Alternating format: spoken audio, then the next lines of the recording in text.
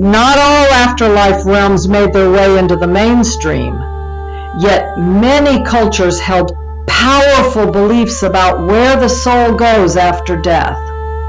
From the forests of Eastern Europe to the islands of the Pacific and the frozen Arctic seas, these forgotten underworlds offer some of the most spiritual, strange, and awe-inspiring visions of the afterlife.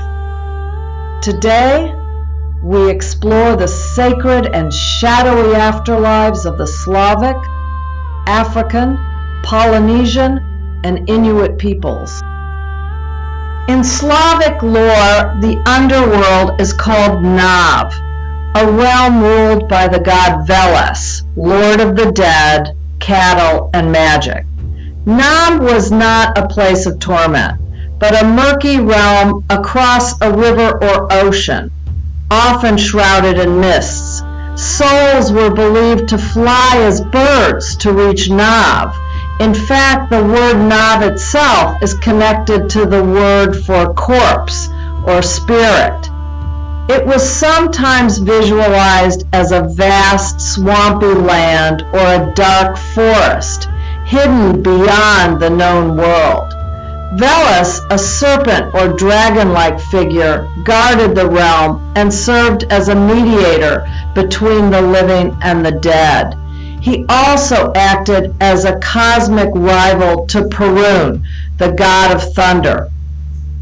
One little-known belief is that the world tree connected all realms, with Nav beneath its roots, Midgard, earth, on the trunk, and the divine realm in the branches.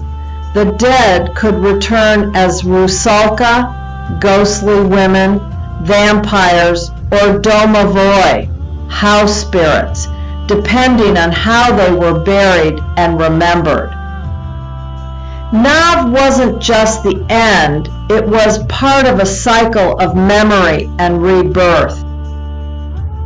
Across Africa, beliefs about the afterlife vary greatly by region, but many traditions focus on ancestor veneration and a return to the spirit world.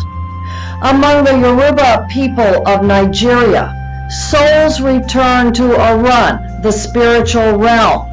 There are different levels, including Orun Reri, good heaven, and Orun Apadi, a sort of disorderly realm for the unworthy. Judgment is based on how well one lived according to Iwa, character and virtue.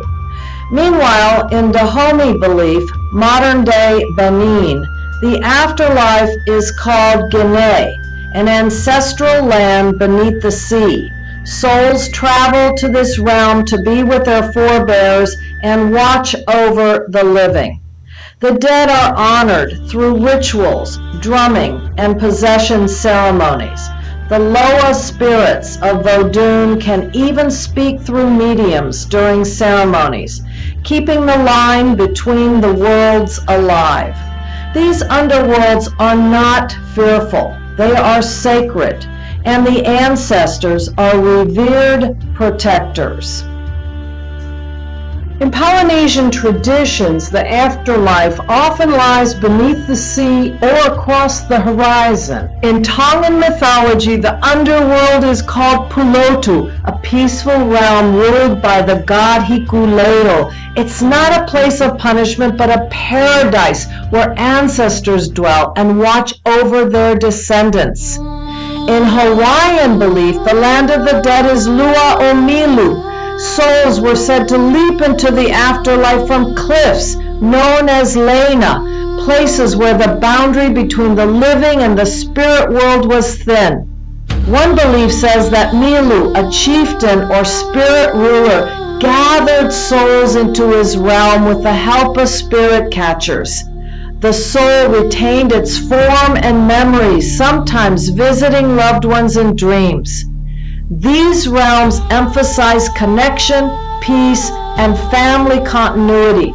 The boundary between the worlds is gentle, crossed in times of transition and sacred ceremony. For the Inuit people of the Arctic, the underworld is Adlivun, the land beneath the earth and sea, ruled by Sedna, goddess of the ocean and marine animals. When someone dies, their soul journeys downward to Adlivun, where it is purified before continuing on. Here, Sedna watches over both the dead and the animals, controlling the balance of life.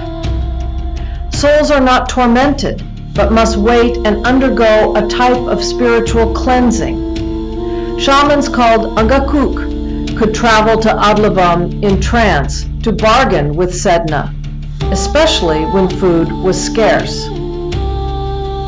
One lesser-known belief is that those who treated animals cruelly in life would be punished by starvation in death, unable to eat or hunt in the spirit world.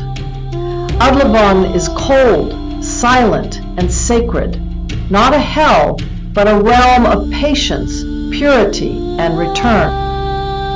From the misty rivers of Nav to the ancestral seas of Guinea, the cliffs of Lua-o-Milu, and the icy realm of Adlivun, these forgotten underworlds remind us that death is not always feared.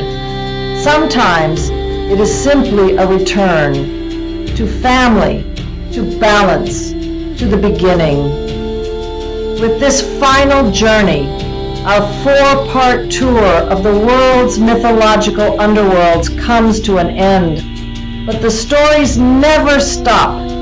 They echo in ritual, in memory, and in every culture that dares to ask, what lies beyond? If you've enjoyed this series, subscribe to Salazar's Timeless Treasures, where the myths live on and the underworld is just the beginning. Which underworld spoke to your soul the most? Let us know in the comments, and keep the legends alive.